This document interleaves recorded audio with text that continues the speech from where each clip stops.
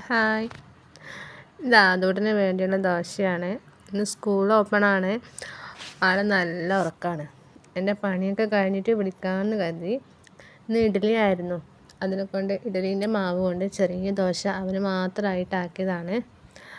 കഴിക്കുമെന്ന് ഉറപ്പൊന്നുമില്ല. ചില സമയത്ത് ചില തോന്നലുകളാണ്. ഇതൊക്കെ ആക്കി വെച്ചിട്ട് ഞാൻ നേരെ ആദൂട്ടിനെ പോയിട്ട് വിളിച്ചു. കണ്ണ് തുറക്കാൻ പറ്റാതിരുന്നിട്ടും അവൻ ഇങ്ങനെ വായി പൂട്ടാതെ സംസാരിക്കുകയായിരുന്നു.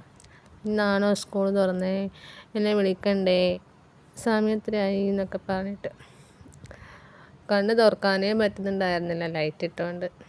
സാധാരണ സ്കൂൾ പൂട്ടി ഇത്രയും ദിവസവും ഞാൻ വിളിക്കാണ്ട് തന്നെ ഒരു 7:30, 7:45 45 ആകുമ്പോൾ എഴുന്നേറ്റ് വരും. ഇതേ മൂടിപ്പ് വെച്ചിരിക്കുന്നത് അച്ഛനാണ്. മോനെ ഇപ്പോഴൊന്നും പോകണ്ട മോനെ എന്നും പറഞ്ഞാൽ അവിടെ കിടത്തായിരുന്നു. അങ്ങനെ ഇവൻ എണീച്ചു കുളിച്ചു, പല്ല് തേച്ച് ഞാൻ മുടി വാർന്നു കൊടുത്തപ്പോൾ പറഞ്ഞു, അമ്മേ ഇതൊന്നും അല്ല ഫാഷൻ അമ്മേ, വേറെ രീതിയിലാണ് ഫാഷൻ, ഞാൻ വാർന്നോളാം, മുടി ഞാൻ ചീകിക്കോളാം എന്ന് പറഞ്ഞു. ഞാൻ പറഞ്ഞു ഓക്കേന്ന്. ചീകി ലാസ്റ്റ് ഷോക്ക് അടിച്ച പോലെ ആയിരുന്നു. എനിക്കറിയാമായിരുന്നു അതാണ് അവൻ്റെ ഫാഷൻ എന്ന്. ഞാൻ വഴി പറഞ്ഞു, ഞാൻ തന്നെ ചെയ്തു തരാം, എനിക്ക് ഷോക്ക് അടിച്ച പോലെ തന്നെ ആക്കണ്ടേന്ന്. അപ്പോൾ last model final touch up final look ഇതാണ് കേട്ടോ. ശരിക്ക് അങ്ങനെ കിടന്ന് ഞാൻ ചായ കൊടുത്തു. ഇത് ഇനി ഒരു 8 മണിക്ക് ഞാൻ കൊടുത്തു. 10 മണിക്ക് പോകണം. അപ്പോഴേക്കും തിന്നു കഴിഞ്ഞാൽ ഭാഗ്യം എന്ന് വിചാരിച്ചിട്ട് ഞാൻ കൊടുത്തു. TV കാണും, പ്ലേറ്റ് നോക്കില്ല. ഭക്ഷണം കഴിച്ചാൽ കഴിച്ചു. ഭയങ്കര മടിയാണ് കഴിക്കാൻ. ഞാൻ ഇഡലി എടുത്തു. ഇഡലിയായിരുന്നു ശരിക്കും ബ്രേക്ക്ഫാസ്റ്റ് ആക്കിയത്. അതൊക്കെ കഴിഞ്ഞു, ഭക്ഷണമൊക്കെ കഴിഞ്ഞു. ഇവൻ്റെ ഷോക്ക് അടിച്ച മുടി നേരെയാക്കാൻ നോക്കിയതാണ്. പക്ഷേ അടങ്ങിയിരിക്കുന്ന ടൈപ്പല്ല ഇവൻ. അതുകൊണ്ട് ഒരുവിധം വാരി ഒപ്പിച്ചു. ജസ്റ്റ് ഒരു 10 സെക്കൻഡ് ഉണ്ടാവും, അപ്പോൾ കൈയിട്ട് മാന്തി മുടിയൊക്കെ ശരി ലെവലാക്കും. അങ്ങനെ പൗഡറൊക്കെ ഇട്ട് സുന്ദരനാക്കി. ഞാനും അശ്വിനും കൂടെ ആദൂട്ടിനെ കൊണ്ടാക്കാൻ പോയി കാറിൽ. സ്കൂൾ തൊട്ടടുത്താണ്. പക്ഷേ അവൻ്റെ ലൈഫിലെ അവൻ്റെ സന്തോഷമല്ലേ, ഫസ്റ്റ് സ്റ്റാൻഡേർഡിലെ. അപ്പോൾ അവൻ 2 പേരും കൂടെ കൊണ്ടാക്കി. അങ്ങനെ സ്കൂളെത്തി. സ്കൂൾ തൊട്ടിപ്പറാണ്. അവിടെ എത്തിയപാടെ അയാൻ വന്നു, ആദൂൻ്റെ ഒരു ഫ്രണ്ട്. അങ്ങനെ അവർ രണ്ടും കൈയും പിടിച്ച് പോയി. ഞാനും അയാൻ്റെ ഉമ്മയും ഒന്നിച്ച് നടന്നു.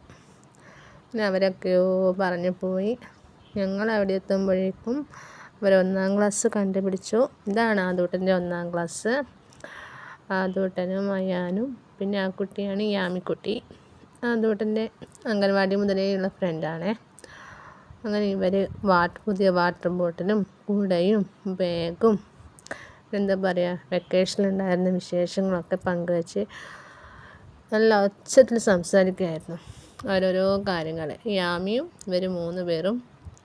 ബാക്കിയുള്ളവരൊക്കെ അങ്ങ് ഹോളിലായിരുന്നു പരിപാടി നടത്തുമ്പോൾ. നടക്കാൻ പോകുന്നേ ഉണ്ടായിരുന്നുള്ളൂ നമ്മൾ പോകുമ്പോൾ. അങ്ങനെ പരിപാടിയൊക്കെ കഴിഞ്ഞു. ലാസ്റ്റ് പായസം കൊടുത്തു, അത് കുടിച്ചു. ഞാൻ ആദൂനെ ഇന്ന് വൈകുന്നേരം വരെ അവിടെ ആക്കിയില്ല, ഇങ്ങ് തിരിച്ചു കൂട്ടി. ഉച്ചയാകുമ്പോൾ ഞാൻ വരുമ്പം തന്നെ കൂടെ കൂട്ടി. സാറിനോട് അനുവാദം ചോദിച്ച് നാളെ വൈകുന്നേരം വരെ ആക്കാമെന്ന് പറഞ്ഞു. തിരിച്ചു കൂട്ടുക ചെയ്തത്.